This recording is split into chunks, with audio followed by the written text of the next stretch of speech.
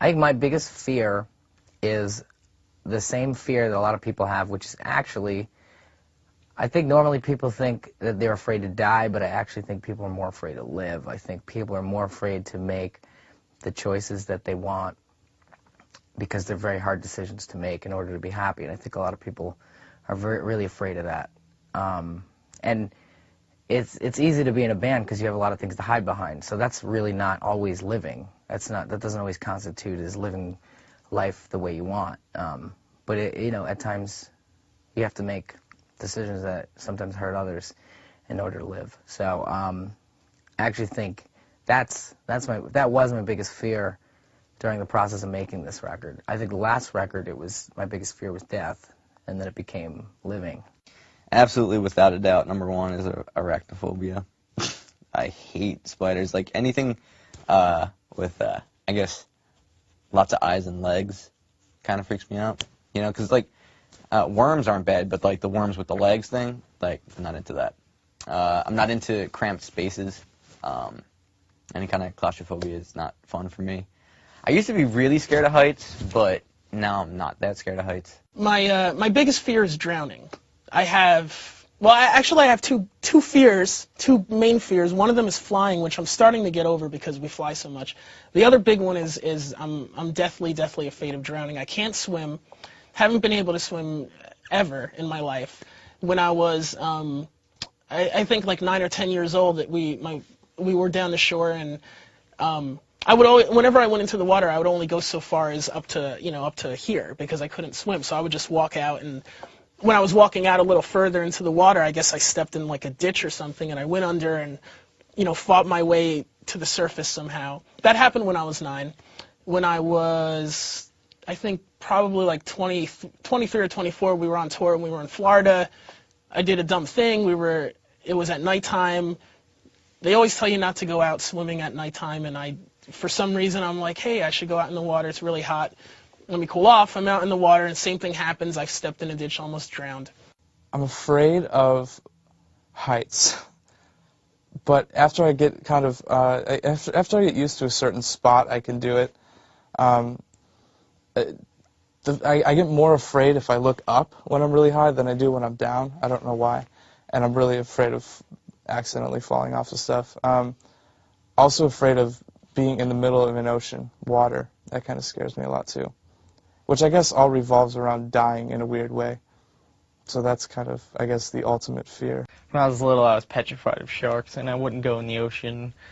And even, like, swimming pools, I was afraid of. Because I was like, man, there's sharks in it. I mean, when you're a kid, you don't know any better. And then later on, that took a new form when we almost died shooting The Ghost of You. We're in the middle of the ocean with 100 pounds of gear on.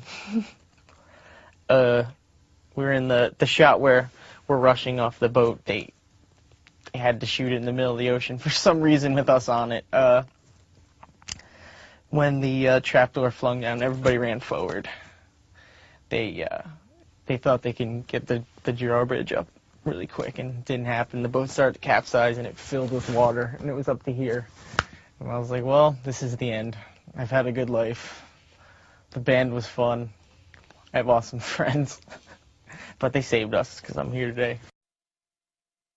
I don't get offended when people make fun of Jersey because everything that they make fun of it for is pretty much true, but it's also what gives you an advantage as a human being coming from New Jersey. The best part about being from New Jersey is when you're a kid, when you're touring in a band, and the minute you tell people you're from New Jersey, it's the equivalent of telling them you just got out of jail, and nobody messes with you. If you go anywhere else in the world, I remember the first time we went to England, somebody had asked us where we were from. We were at some bar, and we said New Jersey, and they immediately were intimidated by us, and we're like the dorkiest, nicest guys in the world, but just being from Jersey makes them think you just got out of Rikers or something, and that you're a criminal, because there's a lot of mafia there, and so it's actually an advantage to a touring band to be from Jersey, because people are a little scared of you. I think the things that people make fun of Jersey are what we love so much about it, the dirtiness, the grime. I guess it's, almost like New York's retarded brother, that they keep locked up in the basement, But, like, because of that, there's this, I don't know, there's this Jersey pride. Like, I have so much Jersey pride. I love it so much. People that I hang out with all the time, like when I come home, like my friends don't understand it, I guess, because they're like, what do you mean? Like, they're trying to get out of Jersey when all I want to do is go back. But I love it so much. Like, there's nothing like going to a diner at 3 a.m. drinking coffee all night. I do get offended when people make jokes about New Jersey because it is my home. I've lived there for 29 years, and people can talk crap on New Jersey, but it's always been good to me, and it's always been there for me. It's my parents have lived there for, I don't know, at least like 20 years, and I don't know, it always treated me good. It's always been there. Everybody makes like and even we do too, like when people ask you where you're from in New Jersey, you just say what exit off the turnpike you are. But I don't know, it's actually a pretty nice place. It's got a lot to offer too. It's got some scummy neighborhoods, and it kind of runs the gamut. Like there's a lot of bad parts of New Jersey, but there's also some areas that a lot of people don't know that are kind of like farms. It's almost like being out in the Midwest, which is kind of cool. So New Jersey has like a lot to offer. So I've grown up with people making fun of New Jersey. I mean, you got to make fun of New Jersey. The first like kind of music that I really listened to a lot was a lot of jazz music. It was just always around me. The people that I hung out with were generally more older than me, and they would listen to jazz a lot, and stuff like Chick Corea I listened to a lot, and which has actually introduced me to my favorite drummer, which is Dave Weckl. And then I got into weird bands like Dream Theater, and Rush was another one because of Neil Peart is the drummer in Rush, and he's one of my favorite drummers also. I listened to that stuff a lot. Then I started to get into more kind of punk music, I guess, like bands like the Bouncing Souls. That was my first concert that I ever went to, and that was one of the points at that concert was when I was like, I want to be on stage and be doing that. And now I kind of listen to everything now. I still listen to that same stuff like all the time, and then I kind of listen to everything else that's out there. Well, my dad got me started on listening to blues, and that's what the bands that he was in. And my grandfather played big band in Dixieland, so I would listen to that stuff. And of course Michael Jackson, threw that in there. And then I started to get into I guess punk rock. I guess around when Nirvana came out, and I was like, wow, to me that was punk rock, and through them you found out about like Mudhoney and all these other Seattle acts, and then you found out about Sonic Youth, and then you're like, wow, this is amazing. Like this person, like Thurston Moore can talk through his guitar, and I started to realize like people like him and Greg Ginn and these guitar players that to me are heroes, I guess.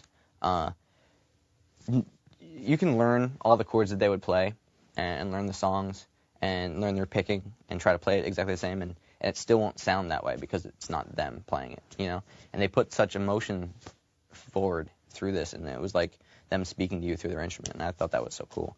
But I started getting into punk rock, and then I had a friend who I refer to as Hambone, and Hambone was a little older than me. I met him on my 13th birthday, and he gave me a Fiend CD, which is like a punk rock band that was from Jersey. And I was like, wow, like there's actually this scene from here, so I should start getting into the bands around here, and that made me, kind of empowered me, like, oh wow, like I can actually do this, like write songs in my basement and play them, So then I would just go to punk rock shows and hardcore shows like around town, and I would sneak out of the house, and Hamlin would drive me.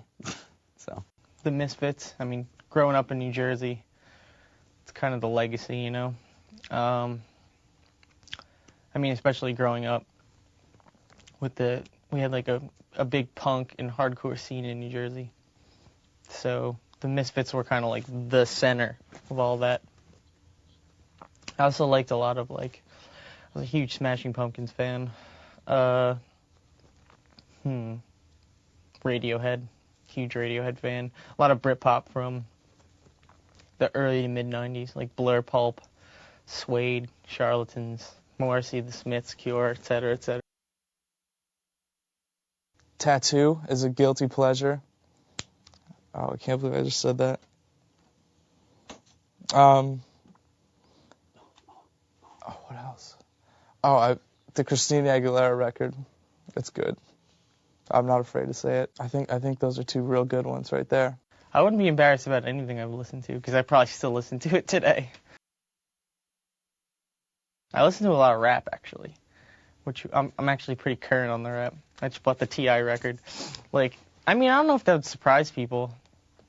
A lot of dudes I know in bands listen to everything, you know. Like, I just love old rap, you know, like NWA, Public Enemy, Slick Rick, Eazy-E, Dr. Dre, stuff like that. As a little kid, I was too smart for my own good. I always hung out at the adult table. I always tried to have really intelligent conversations. I read a lot of books. I was quiet and shy, but then kind of a ham at the same time. I was the only boy to try out for the role of Peter Pan in school, and I got the role. I don't know. I think I was really, really weird. I don't know how my parents, got along with me. I think it was pretty bizarre. I went through a Michael Jackson stage, I think. My mom bought me a leather jacket with zippers on it, and I sang Michael Jackson songs. What else would I do? I didn't have many friends. I don't think kids really liked me. But I don't know. I really liked monster movies. As a kid, I liked to take stuff apart a lot. I got in trouble a lot. Not in trouble for a lot of the things that people usually will do, like getting in fights and stuff like that. That wasn't until high school. But being really young, I would do stuff like take stuff apart, and I would get into a lot of mischief, I guess is the good way to put it. And then high school is when that I ended up getting in a lot of little arguments and fights and stuff like that, to the point where I just left high school and then finished up high school, and out of my high school I did like night classes and finally got my actual diploma. I wasn't really into being in school. I just kind of would go home and play drums every night or something related to music. Security blanket that I bring from home. No, I just bring a lot of jackets. I'm really hooked on jackets. I'm like a jacket slut. It's weird. I have about, at any given time, I'm carrying 5 with me, and I'm only wearing 1. What else? And lots of books. I always want to have books. Books make me feel like I'm home. Well, I like Harry Potter, but Catcher in the Rye is my favorite book. I read that basically once every few years. I like Lord of the Rings. I like Morality Play by Barry Unsworth. It's always hard to pick out your favorite books. It's like picking out your favorite band at the moment. It's always really tough. When I go on tour, I need to bring a couple of Stephen King novels, and there's these dog tags that I wear that me and my fiance both have, and actually the chain just broke, so I'm not wearing it right now. But I have them like in my bag at all times. I guess that's my only thing. And I have something of my mom's that I keep with me. I mean, the early days when you're in a van, you can't really help but have bad hygiene because you don't stay in hotel rooms every night. Some nights you sleep on people's floors, like in the early days. I mean, it's just general that, There's no real bad habits from who's in the band now. Well, early on, we all stunk really bad, but I think, oh, geez, I don't know if I should. Yeah, all right, whatever. The Way brothers in particular have this armpit problem, maybe. I don't know. It just kind of hangs around with their clothes, and then if their clothes touch anything else, it stays there as well. And then, oh man, Mikey's gonna be so mad at me. Nobody has bad habits.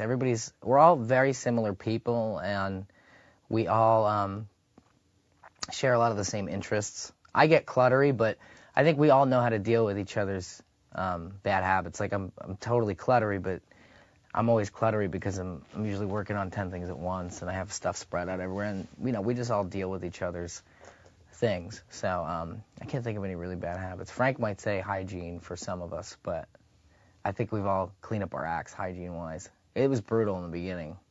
Frank's the kind of guy that would literally, you don't know how he would do it, but he'd find a shower 3 o'clock in the morning at a truck stop. Like, he would just figure it out so he could shower because it really made him feel like human again. And I was always either too tired to go do it. Arts and crafts. I love arts and crafts. Like building things, putting things together, like, furniture and stuff. I like decorating my home. I'm like a yuppie. I like drinking a lot of coffee. I'm like a coffee connoisseur. I have a million types of coffee. I have coffee makers, tons of stuff like that. Everyone in the band plays video games, watches DVDs, hangs out with each other. Like, there's like this big misconception of bands, especially our band, that we're in the back lighting things on fire, sacrificing virgins. And it's not like that at all. I don't want to shatter anybody's image of us, but we're the most completely normal band you could possibly think of. We like doing geek stuff. Favorite movies? I'm a huge horror movie fan. Jaws, Dawn of the Dead, all the Halloween movies, all the Friday the 13th movies. Let's see. I like some anime. Lord of the Rings, Star Wars, some sci-fi stuff, like stuff in that vein. The new video, it was unlike any other video I think we've ever even tried to do before.